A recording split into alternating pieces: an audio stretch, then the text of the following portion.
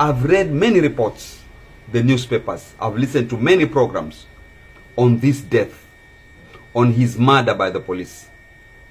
But let me speculate for you what I think happened. My opinion of what I think actually took place. And the tactic the killer squad was trying to use. Now listen. This squad that killed Albert Ojwang, this is the squad that is abducting Kenyans. These are the same people. And I can speculate that the initial plan was to abduct Albert in Voi, because Albert is a teacher in Voi. Aya, skizeni. Albert was meant to be abducted in Voi. Then they used the Safaricom network, the Safaricom info, to locate his whereabouts. Wakaona Albert ako wapi? Homa Bay. Now everything is being planned at Vigilance House by the DIG of Police, Eliud Lagat. This is my opinion, and this is what I think happened, because any investigator will build a profile on any case. So I'm trying to build a profile on what happened to this young Kenyan. Wakapanga pale Vigilance House how they are going to pick him up to abduct him from Homa Bay, because they've located him in Homa Bay, not Voi. Walipofika Homa Bay, the abduction squad was sent to Homa Bay. Walipofika Homa Bay, they discovered this guy is at his father's house or at his father's home having lunch. They met him having lunch. So abducting him from there was not that easy, because the people will see. So they went and introduced themselves. To introduce themselves, the head of the abduction squad is Sigei, Mr. Sigei. So he gave his name as Mr. Sigei. They picked him on motorbikes and took him to Mawego police station. Now the abduction part failed, because now amepatikana na wazazi wake. His dad was there, his relatives were there, his wife was there. So they did not, this abduction strategy flopped. They took him to Mawego police station, where they had also been seen and where they had parked their cars. They wrote in the OB, or the police at the OB desk, Akamu book in. Then now they had to go to plan 2. Plan 2 is what? Transport him to Nairobi, 400 kilometers from Homa Bay. Why do that?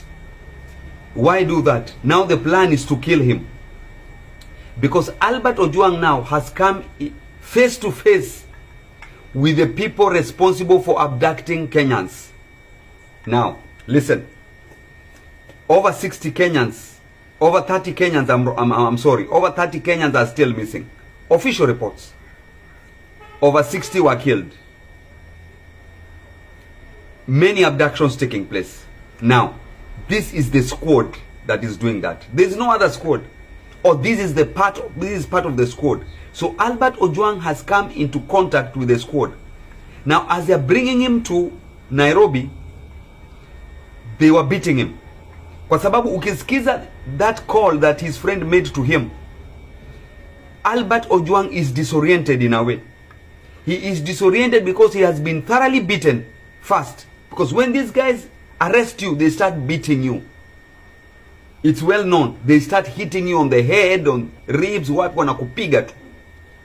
Now when they come to Nairobi, when they reach Nairobi, about 6 hours later or so, they reach Nairobi, they don't take him to Central Police Station.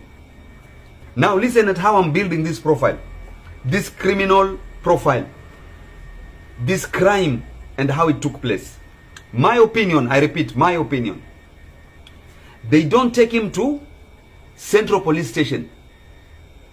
He has to meet the man who has accused him of damaging his name, of spoiling his image. They take him to Vigilance House. Now listen. The DIG has given instructions, leteni huyo muhalifu mbele yangu nione ni nani ananiharibia jina. Now this is the abduction squad. They take Albert Ojwang to Vigilance House. At Vigilance House, Albert Ojwang comes face to face with his killer. Face to face with his killer. That's where they start torturing him. Now they torture him before the DIG of police. This is my own crime profile of Albert Ojwang's murder. They torture him, they beat him, they ask for his passwords, they delete his X account. They delete his X account. They try to get all the information from him as they are beating him and torturing him. After that, they have a dead body. They've already killed him. So what do we do with this body? What do we do? Because the abduction squad, if they had arrested him, they had abducted him in Voi, they would have killed him and thrown him at the Tsavo National Park. Si hapo ndio Wakenya wanarushwa. Si hapo ndio Waislamu waliouliwa kwa Jubilee government walipelekwa. They are also not near River Yala. That is where the Jubilee government was dumping our brothers and our sisters. Sasa pale Vigilance House, what do they do? The DIG calls Central Police, calls the OCS Central Police, Samson Talam, ya kwamba niko na hii deal, it has gone this way and I need your assistance. Now the DIG of police is the boss to Talam. He is the boss. Now Talam is not at work, hayuko kazini, but he can give instructions. So Talam is a complicit to this murder. He is a complicit. I'm building the profile. Talam orders his juniors to switch off the cameras at Central Police Station. The CCTV cameras are all switched off because there's a body being taken there.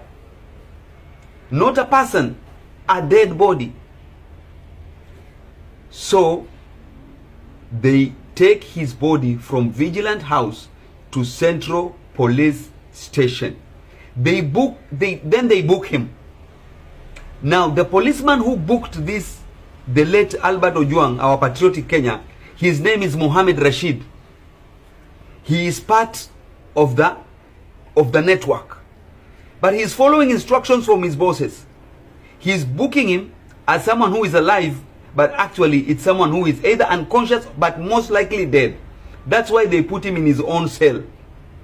They don't put him in cells with the other inmates because it's a dead body. Skiza, this is a profile. After that, they arrange quickly to rush him to Mbagathi Hospital. Why?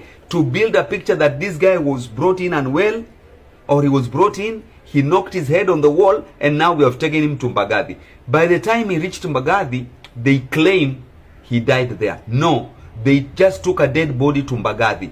Then they built a false information to hoodwink Kenyans, kutudanganya, that Albert Ojwang knocked his head on the wall until he died.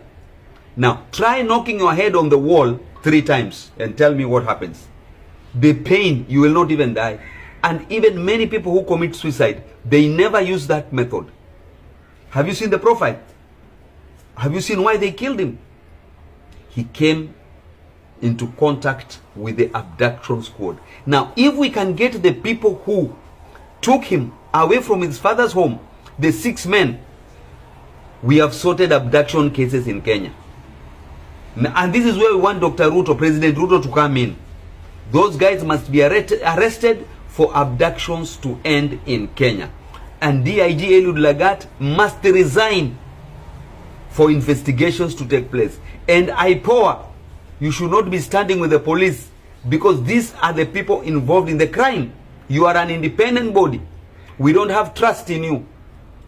We do not have trust in you, IPOA. You are going to hide the killers.